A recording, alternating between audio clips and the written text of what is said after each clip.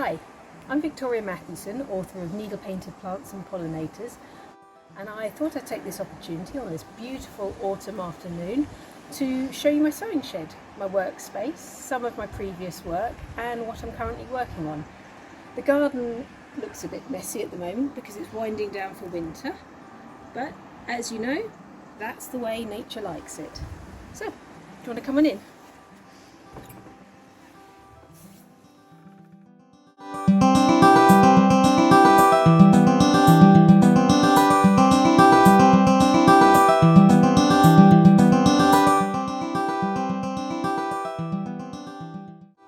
So welcome to my sewing shed.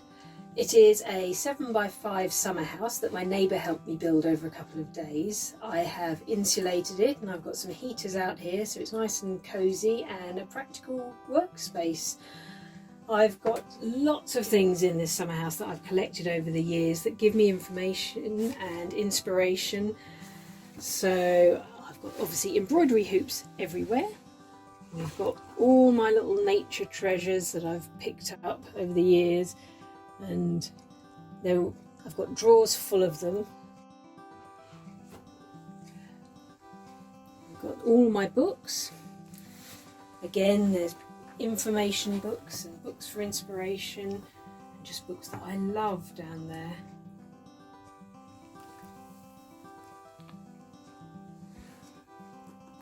Coming over here, we've got my ladybird that won me Needlecrafter of the Year in 2018, but we'll talk about a little bit more about that later. I keep all of my threads safely packed away so that the sunlight and the dust won't get to them.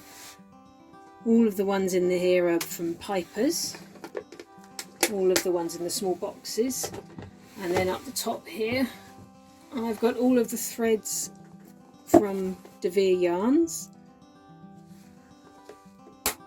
As I say, if you keep them safe and away from light and dust, they'll stay perfect. Got a photo I took at Mega Marsh of a grass snake, and I just saw it when I was out walking and took a photo on my mobile phone, and it actually won me a prize, so I'm pleased with that. Up here we've got a little cross stitch that my mum did, and I just like to have that on display. And then this is my workspace. So we've got all of the threads that I'm currently using. When I'm not doing a project, they'll all be packed away to keep safe. And this is the piece I'm currently working on, which is for the 50 Bees exhibition, which you can find out more about on Instagram. That's an exciting project.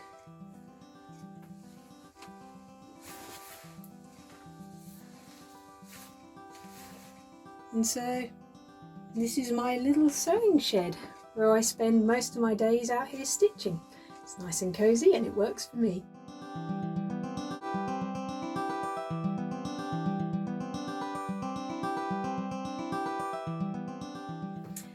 So earlier on I gave you a glimpse of my ladybird embroidery, which won me Needlecrafter of the Year 2018 at the Knitting and Stitching show in London. On the actual day there was a huge snowstorm which was known as the Beast from the East here, and all the trains were cancelled. So when I found out that I'd won the prize, I was actually cooking dinner in the kitchen, but I still jumped around and danced and whooped, and I thought I'd take this opportunity to give you a bit of a closer look. So if I bring that a little bit closer, you'll probably see it. This was actually one of my quicker pieces to embroider. It took me about 3 weeks. I'm not sure how many threads, different colours of threads I used, but I had a photograph of a ladybird and I thought that it was a perfect chance to have a really good go at shine and shading. And so I started stitching it thinking it would be a quick project, and when I had finished it I thought, oh, quite like that. So it's silk floss thread on silk cotton blend fabric, and it's been professionally framed with non-reflective glass, which I can highly recommend. So when I got to putting the book together, I thought I'm going to have to include a ladybird, so I created this piece, which you'll see on the front of the book. Now, I've simplified down the colours, so I'm not using quite so many, and I thought I would add fennel in there because ladybirds are quite attracted to yellow flowers and fennel is one of their favourites. So I thought, if you want to have a go at a really good practice of shine and depth of colour and adding a few other stitches in there like French knots on the fennel, then this is a great practice piece. So I thought I'd give you a little look at what I'm working on at the moment. This is for an exhibition next year called 50 Bees. And what they do is they create 50 needle felted bees representing endangered or extinct bees within the UK. And then they get together 50 artists to create companion pieces for a specific bee. Now, my bee is called Raphites quinquespinosus. I hope I said that right. And its only sighting within the UK was in 1878 in Hastings, and it hasn't been seen since. So for this piece, I managed to find photographs by a man called George Woods, who took photographs around Hastings in 1890, and especially a lot of the farming community. So I wanted to focus on the ways farming has changed since then, and looking at some of the wildflowers that could have been found in that sort of environment that would have been left undisturbed for these bees to feed on, and other pollinators, of course. And so I've transferred the photograph onto the fabric, and then I'm surrounding it with wildflowers that could have been found at that time. So we've got hedge woundwort, and we've got an oxeye daisy just coming along here, and a harebell. And they're all the sort of flowers that this specific bee would like and is attracted to. So I'm about halfway through this project at the moment, and I've been working on it for quite a while, but I'm getting there, and it's going to be a really exciting exhibition.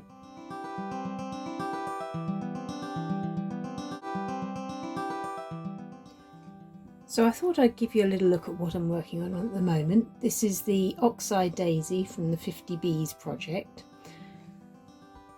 We're going to start with white silk thread. To make your first knot, take the string, pinch it between your thumb and your forefinger, and wrap it around once, or 1.5 times, so that the floss crosses over. Then you roll it off, twisting the threads together, and pull it tight, bringing in your other finger. It may not be neat, but you're going to snip it off anyway. So I don't know if you can see, but there is a little knot on that thread just there.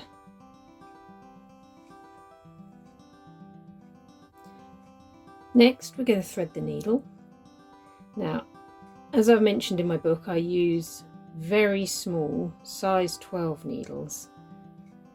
I find the easiest way to do this is to hide the thread between your thumb and your finger, gently rocking your finger so that you can see it.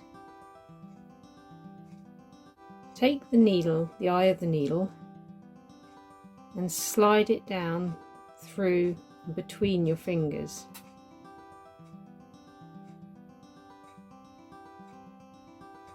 So the needle is going over the thread rather than trying to put the thread through the eye of the needle. So there you go. Now, to start, I'll create a waist knot. To do this, you take your needle down through an area that is eventually going to be stitched over, leaving the knot at the front of the fabric. Bring your needle back up in that area and create 2 tiny stitches. This will anchor the thread.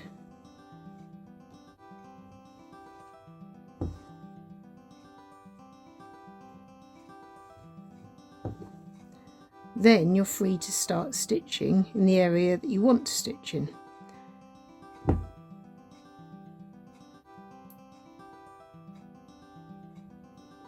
Once you've done a couple of stitches in that area, you can go back and you can snip off the waist knot.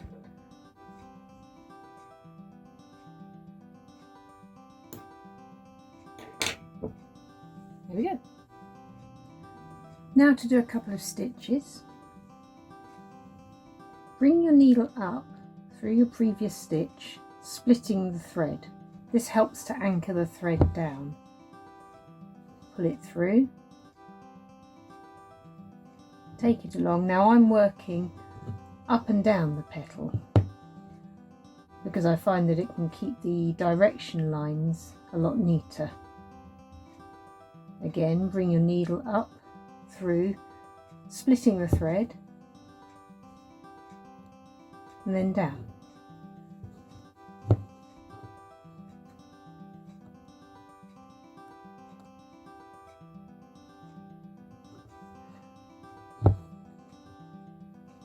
Once you've finished the area that you want to stitch in, you need to make sure that all the holes in the thread are closed up and it's given a smooth appearance.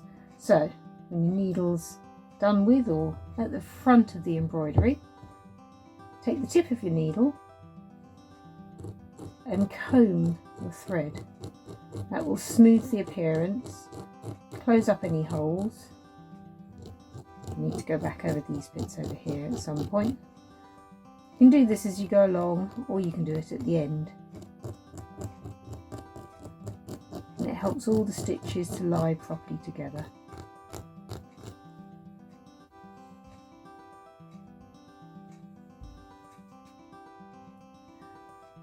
Finally, let's have a look at finishing your thread.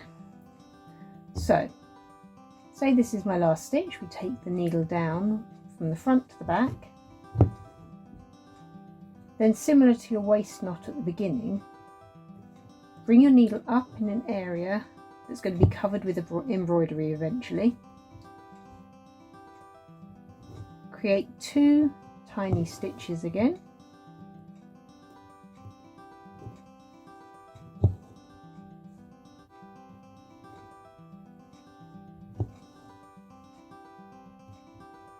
Once you've done that, bring your needle to the front, take it off and snip off the excess thread, just like that. There we go. So I hope you've enjoyed this little glimpse into my work and a look around my sewing shed. If you'd like to know more, you can have a look at my book, which is Needle Painted Plants and Pollinators, or you can pop over to my Instagram feed, which is @VK Matthewson.